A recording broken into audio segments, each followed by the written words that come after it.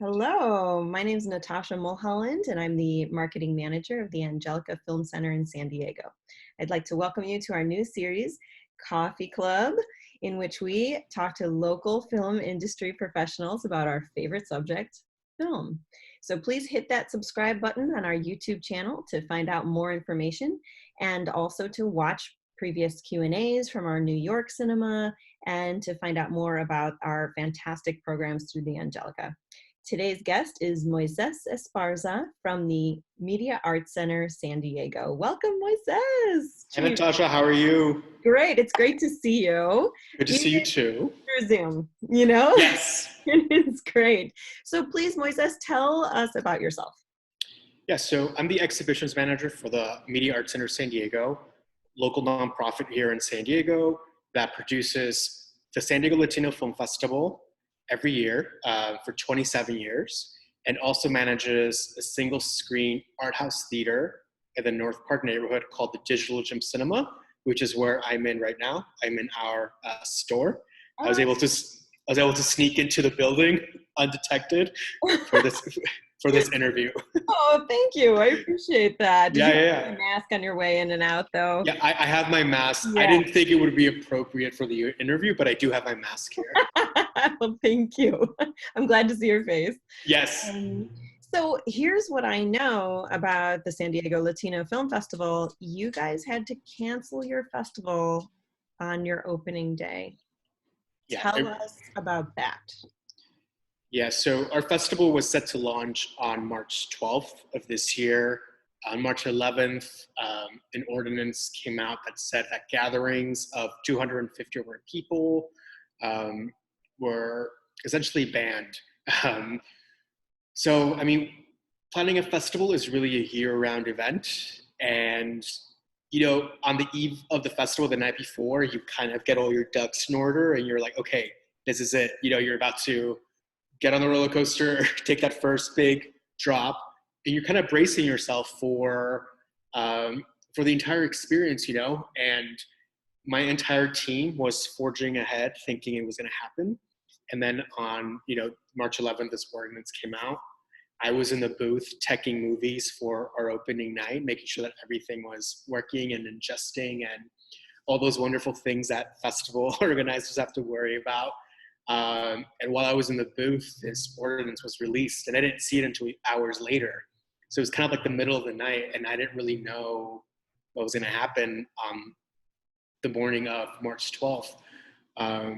So, you know, to be fully transparent, like as soon as I woke up, I communicated with my executive director, and, you know, the decision was made, obviously, that we had to postpone the festival.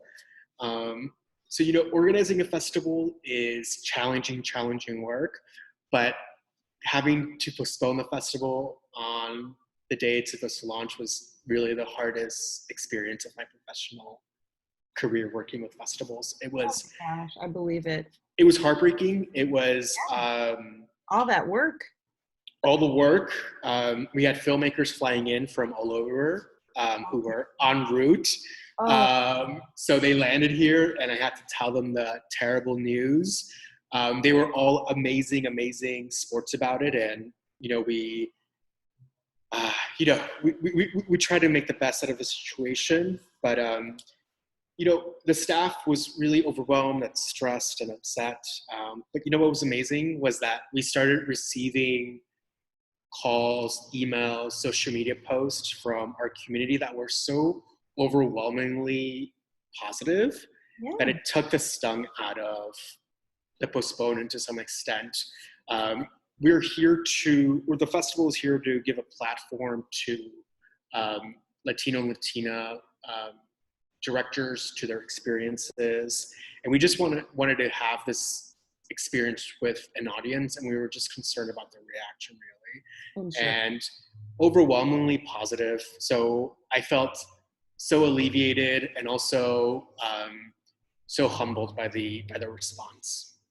Oh, thank goodness. I mean, I think most people really want to do everything we can to keep people safe. And 100%. But I have to admit, coming from, you know, the movie theater, I didn't see it as affecting our industry or the movies or any of it. I was in shock. I thought, okay, we could go down to 50% capacity. We could work with that. And then people started saying, well, you might have to close. And I was like, that won't happen. And then it was just 4 days later, I think, after that moratorium on the events of 250 people or more, it went down to 10 people or more. And at that point, we have to close. There's nothing you can do to, distance people to that effect. And it I was know. hard. I took it personally. I was so sad. I was just like in shock for at least 2 weeks, I think.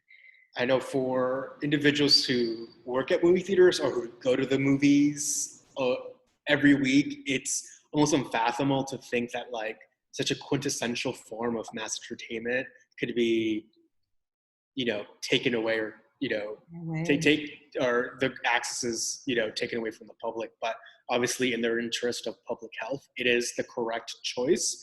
Yeah. And the good thing about movies is that, once they're filmed, you can watch them at a later date. Yeah. Yeah. Yes. So, And we're hoping for great releases in the fall and, whenever we get a chance to reopen. So tell me about why movie theaters are important to you. well, they're important for me because I really do believe, I guess almost from like a very theoretical standpoint, is that art should be consumed communally, whether it's popular art or higher. And I think that cinema is the gateway to access this amazing cinematic art. And there's something about how democratic the medium is and its accessibility that makes it possible for a mass majority of the public to have access to this form of entertainment through arts. So it's not an elitist art at all, which I appreciate. It's accessible either through, obviously the preferred method for me is movie theater, seeing it on the big screen. But it's also an art form that connects individuals.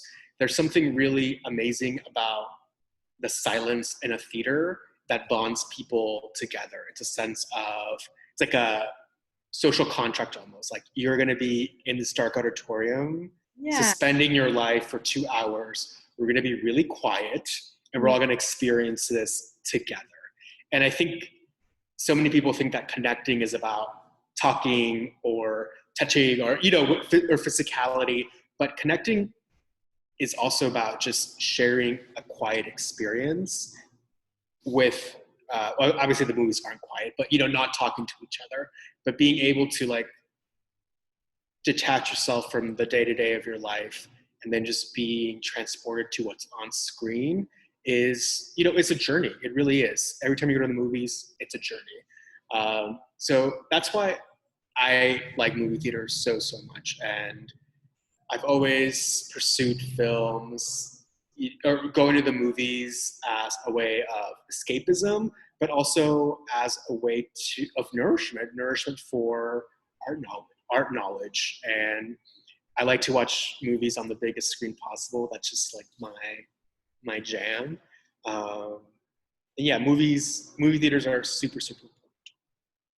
I agree. I'm with you 100%. And I love the way you said transported to another place and time and experience. And that's exactly what I love about movies, and going to the cinema specifically. So do you have like a favorite memory or earliest memory of going to the movie theater that you'd like to share? Oh, so I really, well, one of the first movies I remember watching in a movie theater was Toy Story. Oh, Back in like 1995. yeah. So I had just, I'm from Mexico originally, and my family immigrated to the United States in 1990, yeah, September 1995. And I'm not sure when the theatrical release date was for Toy Story, but I remember that my uncle took my siblings and my cousins to watch it. And it was just such a like amazing experience because it was, because I remember it. I think I went to the movies prior, but watching Toy Story on the big screen was like the earliest cinematic experience that I can remember. I don't know that it's my favorite, but it's definitely something that I remember. And then I moved to New York City to go to college, and the film community in New York City is so intense and so amazing because there's so many independent theaters. Of course. So going to like Lincoln Plaza Cinemas, which unfortunately I think is now closed, or going to the Angelika in Soho. Mhm. I spend a lot of time there. I Wonderful.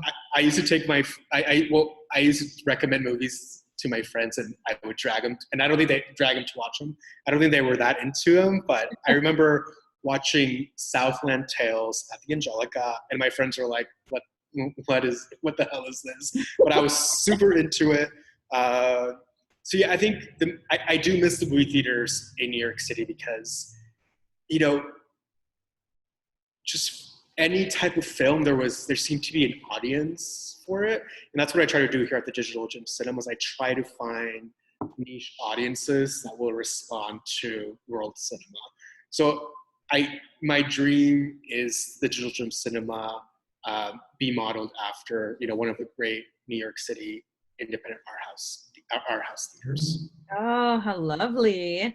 And I love art house cinema as well. And sometimes I think we're like a small group, but I think other people just need exposure, right? Like they need their friends to be like, come, they need their friend like you to be like, come see this and come to this festival with me. And then they'll be hooked. So what did you have like a favorite event from 2019? And that could be a favorite film or a favorite Q&A, or it could be something you attended elsewhere. Like a movie event. Yeah. Yeah, we'll talk about movies. Um, you know, I mean, I hate to bring it back to the San Diego Latino Film Festival, but Yeah, in 20, we want to talk about certainly. yeah, in 20, I the festival I think was just so powerful in terms of scope and the type of films that we screened. So my favorite part of the festival is talking to the filmmakers and Q&A sessions. So every Q&A session I commit to wholeheartedly, and I really do take the time to think about like questions that aren't just like what's the budget of your film. I really try to get to intention and artistic vision. So that engagement with filmmakers is something that I always cherish at every edition of the festival. Oh, I completely agree. I completely agree. I'm always amazed when people don't have the time to stick around for it. I'm like, where are you going? Sit I down. know. I always have to tell people like we're gonna let the credits roll, stay Yeah. seated, and then I always rush in as people are coming out, and I'm like, no, stay, Hey, please we'll stay. do this, I promise you. Yes, yes. But sometimes they're making it to another film, so I don't blame them when that That's you're absolutely right. When films are stacked on top of each other, you happens. have to you have to make sacrifices, I guess. So do you have dates yet for your postponement or not yet? So we're looking to relaunch in September. Okay. We're still working things out with our venue. And then we're also just kind of waiting to see what transpires. Of I course. know that the opening of movie theaters seems to be part of the early stages of the plan to reopen. That's right. Um, I just read some stipulations about it today. Yeah. so I think we're taking it day by day and sometimes hour by hour because I think there's new news at every given moment of the day. So we would love to be back as soon as possible, but we also understand that public safety is the Yeah. priority. Same. We So feel hope exactly the same way. Yeah. so hopefully in September, hopefully in the next month or two, we'll see patterns of a pattern whether or not theaters open or not, and also if people go to the movies. So that's kind of like the big question that's looming over our head is during a pandemic, even if things are reopening, are people really gonna want to go to the movie theaters? And to Right. me, the answer is like yes, come to the movies, but that might not be the answer for a lot of people. Understandable. Right. We don't yet know how the public will feel, and it might take some time. But I feel positively about the future. I really do, and I know there's a lot of anxiety and apprehension out there. But I feel like if we do all the right things now, we have a bright future ahead. And so one thing I'd like to ask you is, what do you think the relevancy of movie theaters is going forward? Like, how can we help movie theaters sustain and stay open, showing great content, because there are, I think, a lot of movie theaters out there that are in trouble. Yeah, I think we need to shift the conversation about movie theaters as just like places of exhibition to really define them as places of community building, particularly for independent cinemas. Movie theaters have to be part of larger communal interests, and the content that's screened, I think, should connect directly with the community. Sorry, that was a I don't know if you heard that. No? Okay, sorry. Movie theaters should be part of a community, and they should cater to the community specifically. And I think once supporters and residents see that this movie theater is really there to build a sense of unionship and community, I think they'll be more responsive to movie theaters. That is really well said. I have to agree. And I do feel like we're part of a community, and I only wish to grow that even more. So what should people watch while they're at home? Well, the Digital Gym Cinema is offering virtual engagements of films that we would have programmed under regular circumstances. So this week we're opening a film called The Booksellers, which is a documentary. Oh yes, we're showing that too. Oh, nice. Great minds think alike. So it's all about individuals who are rare book collectors, and seeing the way they care so much about books is going to inspire everyone to pick up that book that they've been meaning to read for the last year or two. That's great. And then we're also playing other music, which is also a documentary about an iconic record store in New York City that had to close back in 2016. But you kind of get to see how that store was so much part of the Lower East Side's identity in New York City. And that, I think, should be used as a model for movie theaters moving forward.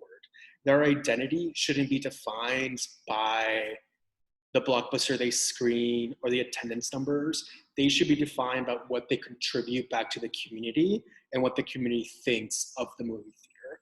So watching that movie was really touching in that it reframed what's happening with movie theaters in a much more positive, but also much more of like a goal-driven way. How do I turn my movie theater into a center that gives back to the community? You know, that is, I think, what our challenge is. And, you know, I think we've been addressing it for the past, 7 years that we've been open. But, watching the documentary really helped me refocus that. You have to care about the people that show up for every release.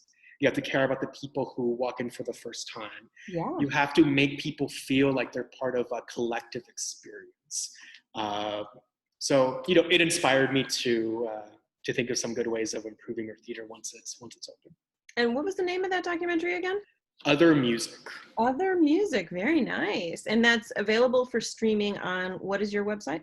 Yeah, digitaljim.org. And then if you click on cinema, you'll see all of our listings. We're still doing virtual runs of films like Bacurau, which is a wonderful Brazilian film. I have that too. Mm-hmm. You have that, yeah. Have you seen it? Not yet. I'm dying to see it. Oh, right. You have to see it. I recommend it to everyone. It's unlike anything you've ever seen. It's I'll watch it tonight. So amazing. Corpus Christi. I mean, we have so many films in rotation right now. So we're really happy that we're at least able to connect cinephiles with independent films while people are sheltering in place. Exactly. And the Angelika is able to do the same thing. So right now, if you go to the Angelika blog, you can see many films to choose from, The Booksellers being one of them, and the documentary Fantastic Fungi, which was supposed to open in the theater. And we were so looking forward to it. There was a huge amount of interest. So at least people are still able to download and this money, part of this money goes to the distributor. So, it's taken as part of box office. And we have The Times of Bill Cunningham, which I was dying to see on a big screen, the fashion photography. Oh my gosh, I would have loved to see that. So yeah, I mean, I think I would have loved to see all these things on a big screen, but like you said, since we're in this situation, we still have an opportunity to bring great content home. So Yeah, and sharing the ticket sales with distributors is great because it obviously helps keep our cinema functioning or our virtual exactly. cinema functioning, but it also gives back to the distributors who we expect to be around whenever we're ready to reopen. So Right. it really goes both ways. Absolutely. Well said. We need each other. And Exactly. yeah, and we want to help support their films, and we want to help support our staff as well. And Absolutely. yeah. So what releases are you most looking forward to when life comes back to normal? Like any type of Oh releases. yeah, any movie. Like, what are you dying to see? Oh my god. Mm, I know, I, right? I've been so What is like your list? I've been like so festival focused. Right. Um, let's see. Which is also super exciting. Super exciting. I kind of want to see Top Gun 2. Is Yeah. that terrible? I don't know. Whoa. It's super fun, right? Yes. The trailer looked amazing, and even though I operated an independent art house theater, I watch all types of films. Me too. So I'm excited about that, and I wanted to see Mulan. So Oh, yeah. Everyone's dying to see Mulan. Oh my gosh. Yes. even people who curate very specific art house theater titles, we also want escapism and spectacle. Um, Absolutely. which is what's so beautiful about the cinema is that it offers an entry point for the epic, huge scale films, but also the quieter, more contemplative films, and both are important. And that's what's amazing as a cinema, for cinema. Or that's what's amazing about cinemas is that they get to host stories of all scales and sizes, and they're all important in our cinematic landscape. Oh, very well said. I love that. And I completely agree. And you know what? I'll be honest. I was such an art house and independent and international movie snob when I was, in undergrad. And then when I went to grad school, I was like, oh, I just need some escapism. And there was one day where I just like went out to the movies and I saw San Andreas, with The Rock. Oh yeah, yeah, I saw that. That's a fun one. I loved it. Absolutely loved it. It completely changed me. I was like, you know what? I am never going to put down any film. Like, you've got to go and enjoy, and that's that. Yeah, no, that's what's so beautiful about cinema is that is that it has surprising ways of pushing you towards sensibilities or modalities that you wouldn't be into under regular circumstances. And that's I love getting film recommendations. I love how much how like cinema promotes sharing of information, you True. know, and how that is also like a unifier. I also want to watch the new Fast and Furious movie. Yes, and they pushed it back a whole year. Yeah. Woo! Yeah, so Another year. that's a lot of anticipation there then. But see that, like I said, we'll be able to see these movies at a later date. Yeah. Film is forever. We'll be able to see it. We'll be able to see them when the right time comes around. Yes, true, true. And did you have to change any of your programming due to the postponement, or were you able to keep it? So luckily, a lot of our filmmakers are totally on board with whatever we decide to do or whenever we decide to relaunch. Um, the only, I guess, discussion point that I'm going to have is with some of these movies that are securing theatrical releases Right. before a festival. So I'm just not sure if it would make sense for us at a film festival to screen something that's already been in theaters. So that's kind of like the internal discussion that we're having. Yeah, Um, a lot of festivals, I think sometimes will do that. They'll like show a theatrical release that already came out anyway, and it's yeah, just because perhaps it didn't get a release where they are, or it had a really short term. So yeah, it's definitely an interesting decision. yes. But I'd love to keep all of my programming intact. And I say this like every year, but like every year is like my favorite programming. But I just want to screen everything that we had because we were, we're all super excited, and yeah, every in previous editions, like the night before was, they're always challenging because you're preparing for like the Bees at a festival. Right. But for this edition, I felt super in control, super calm. I was like, this is going to be the best edition. So for it to be postponed was really like even more heartbreaking. But Yeah. I'm sure that we'll have a chance to share movies with our supporters very shortly. And how do people? I lost the video. Sorry, I think you froze. Oh, did I? Oh no. Can you see me? Shoot. I can. I don't know. Oh, there you are. Oh, good. Sorry, I think we froze for a little bit. Oh no, but I heard you. I could hear everything. So, Okay. so one last thing I wanted to ask you was, how do people find out more about the Latino Film Festival? Yeah, so we're going to start updating our website with decisions that we'll be making very shortly about the relaunch of the festival and its format and scope. And you can go to sdlatinofilm.com for those updates. And then digitaljim.org for any of our virtual theater offerings, as well as updates about our reopening whenever that comes to fruition. Wonderful. And I hope us both a reopening soonish. Me too. And I'm really looking forward to it. So Moises, thank you so much for joining us on Coffee Club.